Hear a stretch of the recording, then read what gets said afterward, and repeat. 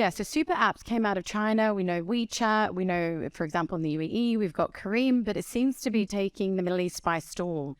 And so we want to know today whether super apps in the region actually have, or whether the region has the fertile grounds to really encourage and support. So today we've got our three fantastic speakers from super apps. And what I'd like to do is get you just to introduce the super apps you're working on and what's the future for it across the Middle East and beyond. So Manar, I'd love to start with you. Tell us a little bit about Rizek. Hello, everyone. So about Rizek is the first super app, let me say, created in the region. We have started in 2020 in UAE because of the pandemic and everything, and now we're in UAE, Saudi, and Egypt. What's super app for you to understand? It's a place where you can find or order any online service which you want. The convenience is our main key. So you can order your service come to your place whenever you need it. When we started during the pandemic, as I said, so the healthcare services was the main need by that time. And it is the common service which we have in the three countries. And by that time, people wanted to do their PCR, but again, they were really afraid to go out of the house. This is when we jumped in and we catered them at their place.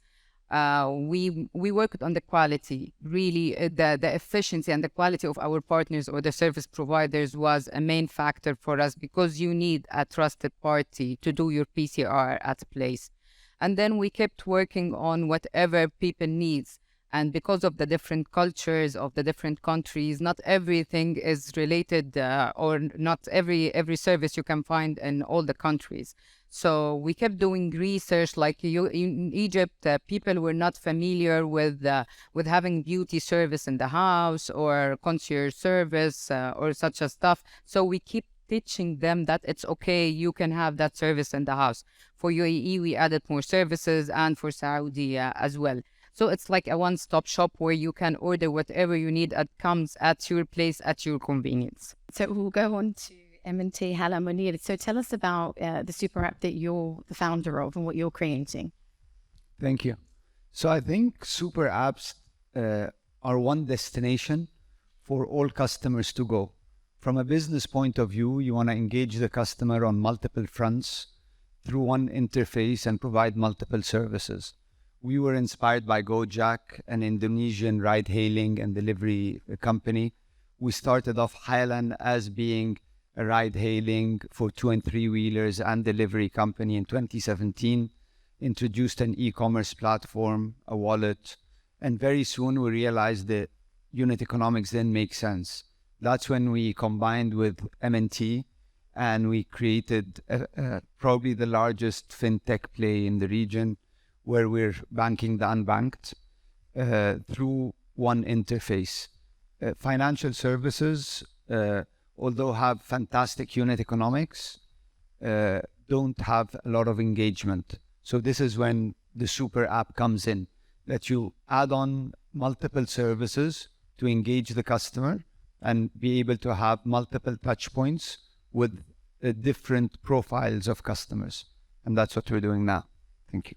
Fantastic. And we'll come back to some of the challenges that you've faced in developing the super app. But I'll just take the conversation now to PaySky. So PaySky is one of the youngest and probably fastest growing super apps in the region from our discussion earlier, already with 1 million users. So tell me a little bit more about PaySky and what's attributed to your extremely fast growing success. Thank you, Soraya. And thanks for Forbes for hosting us and for this very interesting panel. So basically, it all started when I was leading innovation at Visa for the Middle East and Africa, and then a strategy for the region as well from London office. And I've spotted that there are gaps, significant gaps in the financial services ecosystem that banks are not tackling, and that's not helping the economy. So decided to leave Visa, put together a team, and build a company that would address this. We deeply believe that our good solid financial and payments infrastructure is a component of a thriving economy. And hence, to start with PaySky, we started as a B2B company initially, providing and building some of the most sophisticated payments infrastructure projects for central banks, banks, and telecom operators of this region. And then we have taken the proposition even further. We have launched the first ever soft POS 3 years ago. Some of the participants are just celebrating launching this now. And then we have taken this even step further by launching our Yalla card and super app, which is a one-of-a-kind proposition. It's the first ever proposition that is bundled by a card, super app bundled by a card, so that we take the even super app experience to the offline world. Our proposition effectively is financial and non-financial services. We have many services in terms of financial services like payments, remittances, savings, investments, and insurance. Non-financial services like e-commerce, rewards and vouchers, transportation, aggregation, and so many other services. So a true super app by the sounds of it. Yeah. Indeed. Yeah. Yeah. So the bundle of these propositions and the ecosystem that we create behind this kind of offering is what really creates the super app proposition in our opinion. Excellent. So I'm a little bit curious to know, though, I mean, the West has not been able to adopt it. There's been huge hindrances in terms of data protection, privacy, lots of different issues.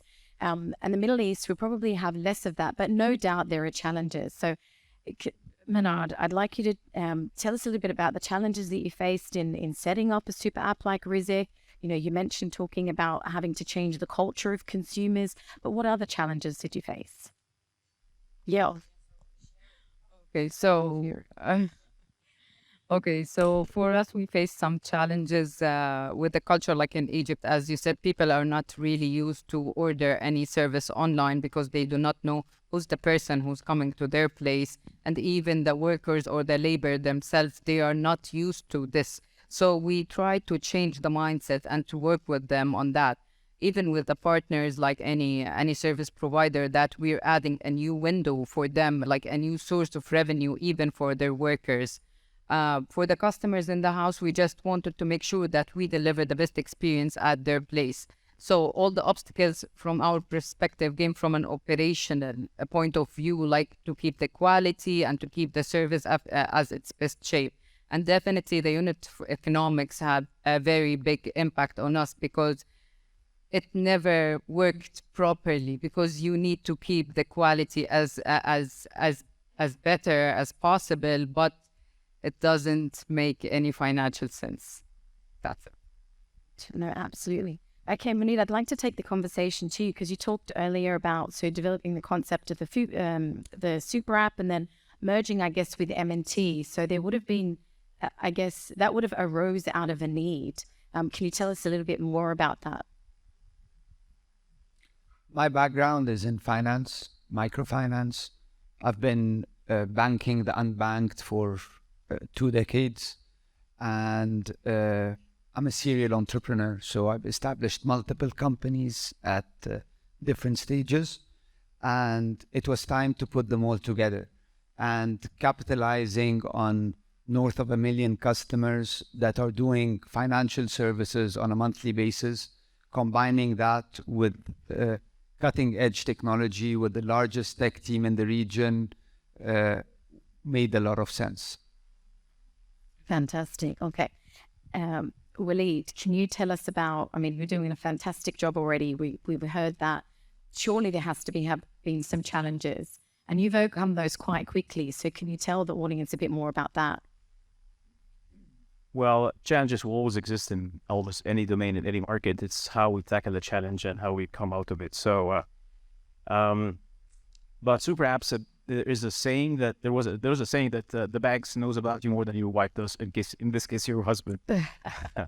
But I can say that clearly that we know more about you than your bank does as well, because simply in a super app context, we don't just see the checkout amount that you pay using your card like a bank would do.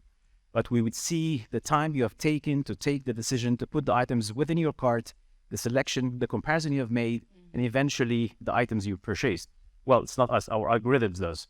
So effectively, we would build knowledge about our customers that will render us very capable of not just serving them at checkout point, but even helping them in the consideration phase by proposing relevant products and services. And that will increase the probability of actually transacting and hence monetization. And then it comes to the checkout experience, where not only we can offer our own payment method, our own yellow card, as I mentioned before, it's a first of its kind, done a magnificent job. I mean, even the challenge was trying to get that, as you said, it's the first of its kind, taking it offline. I mean, how did you manage to do that? With a lot of effort and a lot of lobbying, and eventually got done. And Egyptians loved it. You can't get enough of it. I've issued more than 1 million cards in less than 8 months, and I've processed a couple of million transactions with a couple of billion Egyptian pounds worth of volumes within the same duration. And I'll even take it forward further to the extent that we are even creating new products in the market that do not exist yet. Like we have a pay now, buy later proposition, which is unlike the buy now, pay later concept, which is actually inducing savings for our consumers. So I would like to buy a new iPhone. Instead of immediate indebtedness, you can just start to save from now till we reach the amount that you need for an iPhone. And we will automatically place an order over our Yalla Mall use case within our super app and get that delivered as well. And we might as well offer you an insurance while also checking out from our Yalla insurance, hence the ecosystem offering that also. So it's really converging all of those services together in a seamless way Exactly. to create the super app. That's brilliant. Daniel, can I just ask, are we good for time or? Okay, great. Perfect. How much time? 5 minutes. Okay, 5 minutes, guys. We can do this. We can be the, sorry? Oh, fantastic. All right, excellent. So Manar, I want to just take the conversation over to you. So we've just heard Waleed talking about how there's the convergence of all of those services. I've heard quite a lot from you about the services, the healthcare, the beauty, being really driven by the needs of the consumers in the market. How are you going to add the more services to become, in all its, I guess, intents and purposes, a real super app? Okay, as I said, that the demand is there. People want to add more services or wants more services. But what we found that the customer resistance, they will order ride hailing from a ride hailing app, right? So they will always need it. But combining all services in one platform, that will be the thing which we now trying to do. This is why now we're combining financial services and non-financial services as well, to be able to give the consumer the ease of use and everything. So now we're talking about not even only a super app, we're talking about an ultra app. What is the ultra app? We're doing like the three of us blended, all of us blended in one platform, which is more or less structured on the unit of economics. This is what we were discussing, that there is no any financial model which really worked for any of the super apps, if we're talking about the local market or even the global one. This is why we're working now. Rizek have been acquired by AstraTech, and now we're merging with another fintech, which is PaySky, for the first ultra platform in the region or in the world. Let me say it like this.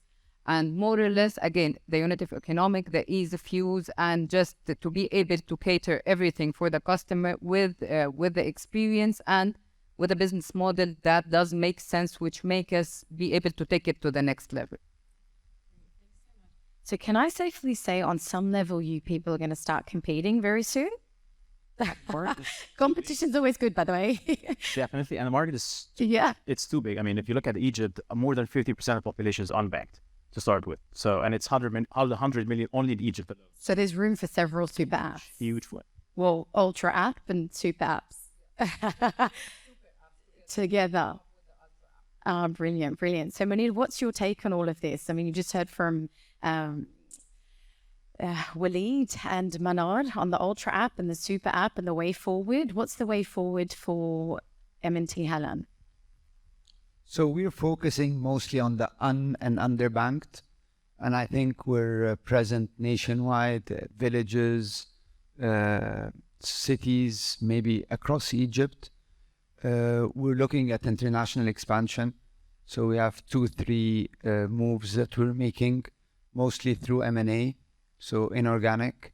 I think we have very, very solid technology that has been very, very successful in Egypt. So it makes sense to penetrate other markets with the same strategy. We might start with one vertical and add multiple verticals. The operations behind the app can get quite complex. And if growth is not managed very thoroughly, it can cause problems. So we're managing that very thoroughly. But it sounds like you're hopeful you can do it. I'm certain we can. Yeah, you bet. Absolutely. You bet we can. I'm just trying to play it down. We don't want to play down anything here. We want to level up, guys.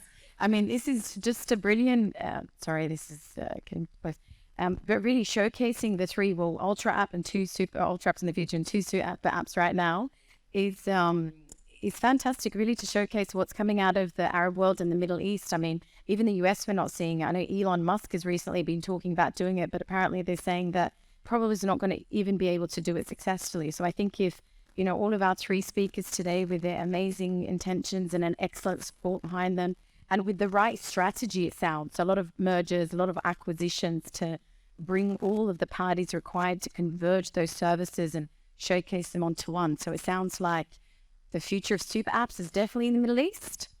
Fantastic. All right. I think does that bring us to a close? Are we ready for... Can you want to take 5 minutes just while you... I think let's open the floor to questions. Yeah? Any question? I mean, I'm happy to keep going, but nobody wants to know about the future of super apps, whether these guys could really put their money where their mouth is and showcase what, the Middle East is going to come up with. All right, let's then... Yes, for just another 30 seconds. Well, we visit going this and about that another 5 minutes. I think you've got something very new that you're going to tell us about PaySky and what's... Hello? I have a question about the Rizek is interesting application as I saw right now. At first time I hear about this. Happy to see you here. I want to know how you solve the issue with the security being inviting someone to the houses, especially in Egyptian culture. It's kind of privacy. Okay, can you hear me? Yeah. As I said, initially, we partnered up with the most qualified service providers in Egypt, like even for the PCR, as you said, we have worked with the top 5 in Egypt. And we made that partnership that people or consumers have the privilege to see all the data for the hero or for the service provider who's coming to their house, to have to be more secured and to know everything about them. So you know their name, you can see their picture, their history or experience and everything. So now you know who's the person coming to your place, all the details about them, it's there.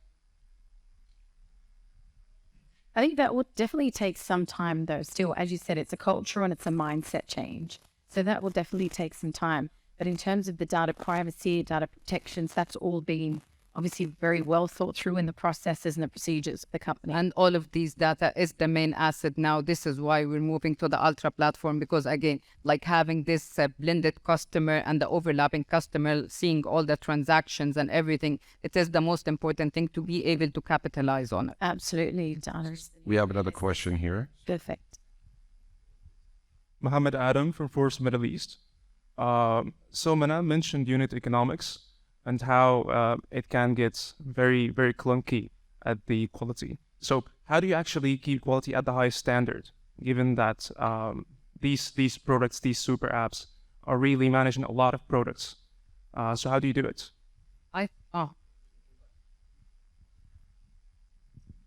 Should I take this one? Okay. So basically, you offer multiple services.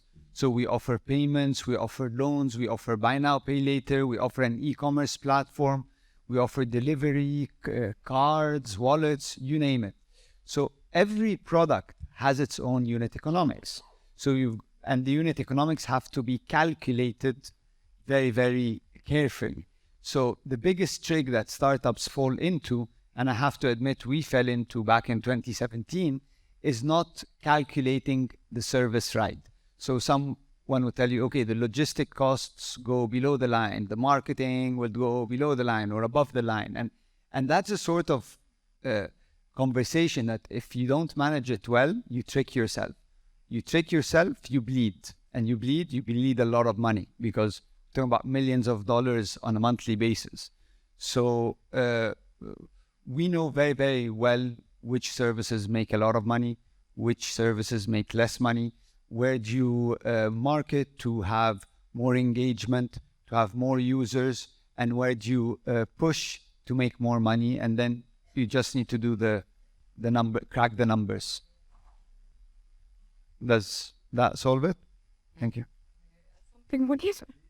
Okay, from our experience, I believe that having a strong technology or backed technologically right is the main important thing, yeah? But afterwards, as Mounir explained, yeah, we know which service comes with the best amount of money. But eventually we cannot keep bleeding, as he said. This is why I think that merging super apps is the most, I believe that it is the future now, because you need to keep going without bleeding. And eventually we will need to optimize our own asset as well. This is why I believe that partnering up or merging with other super apps is the solution now.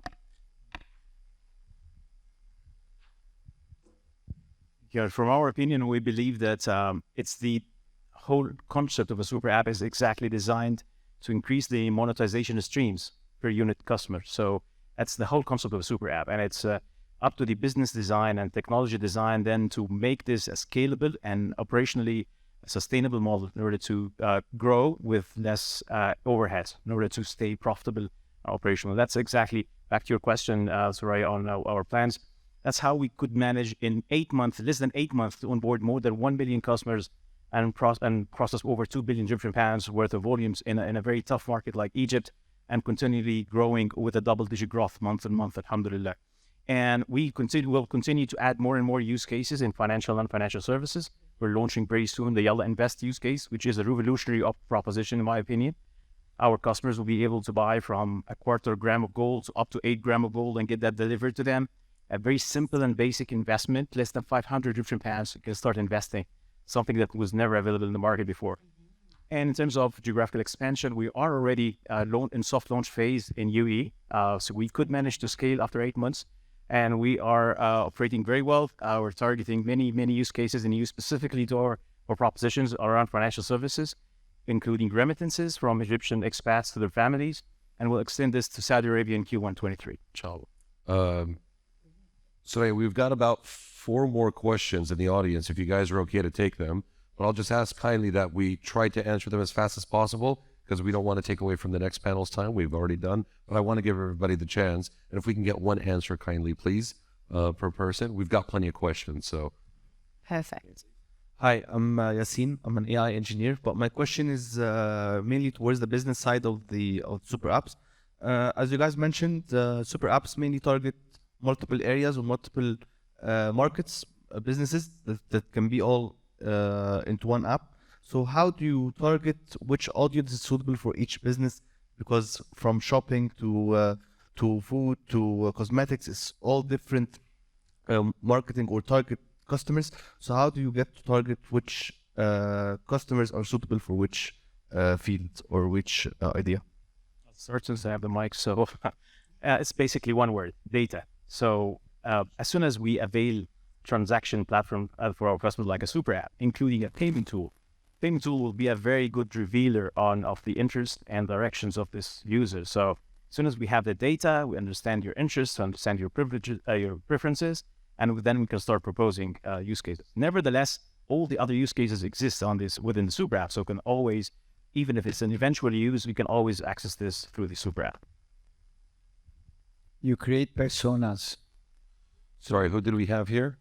Did you ask? Oh, sorry. So you create personas. So you say, okay, I've got a persona of an 18-year-old to a 25-year-old who lives in blah, blah, blah, or this is someone who's more likely to buy a mobile phone, or these are women, and then you do targeting marketing to the different personas. Hello, my name is Fadi. I want to ask one question about how did super apps succeed in creating a social impact approach regarding creating new job opportunities due to the intersection and the integration of services that super apps methodology apply? Okay, for the super apps, I believe that we had a positive social impact for the consumers themselves because it gave them the ease of use to be able to order everything or to order for any service through one application instead of several ones. At least to be able to cope with the current fast rhythm and the current lifestyle. And also for the labor themselves to be able to be up to date with all the technologies and all the technologies happening in the world, but using their own professions as well, so they are not off the market now. No, they are there, and definitely like a positive impact for the business owners, like because a better unit of economic will definitely make sense for the business to stop the bleeding. Sure. Hi, Bassem Rauf at A15. Thanks for the interesting talk. So there's no region in the world where super apps have been as ubiquitous as Asia. So my question has two parts, an A and a B, if you will. So A is, why do you think Asia has been such a fertile ground for super apps? And B, if you had to guess where the next super app that's as successful as a WeChat or an Alipay, outside of Asia, where will that be? I think everyone on the panel would say me. So that's if the answer is not me, then we shouldn't be doing what we're doing, right? So it's so that's B. Beat it or cut. Right. So what we're then. So of course, no, I believe it's Africa. So Africa is the most susceptible to build the next super app in the region, and that kind of answers your first part of the question as well. Why did Asia become that part? Because I think it's the proverb that says you start late, but you start with the latest. And add to this the factor of scale, economy of scale. So basically, you cannot possibly open enough bank branches to serve the Chinese, right? So technically, yes, you have to go and reach them. That's where the leverage of technology and digital channels would be. That's why it made a lot of sense to scale via technology. And as soon as they are on the app, they have the money there. It's up to Alipay and WeChat Pay now to start to offer additional use cases. So it made a lot of sense in China. And if you look, guess who's the second largest after China? It's India, Paytm, despite of the performance of the market. But they are the second largest for the very reason. It's 150 million customers, larger than the largest bank in India. And that's because of scale again. And if you look at the rest of the world, Africa makes a lot of sense to be the next territory with the largest super app possible. Very challenging infrastructure, underserved people, and a lot of potential, and young population. So digital will be a very high penetration as well. They have an advantage of a united geography, language, culture. The challenge with Africa is how many languages are in Africa, how many cultures. So they have a head start to us, but we'll get there and we'll win Africa. So any closing remarks? Well, I just wanted to thank everybody for coming today. I think it was, oh, okay. So Manar is challenging the other speakers and saying the Ultra app is going to be the solution to the problem that we've just talked about here. So the multiple languages and the technology and the different challenges that come with advancing and I guess building a super app. So without further ado, then let's thank everybody for coming today and introduce the next topic on the Ultra app. Thanks so much, everybody. Thank you. And thanks to Paul.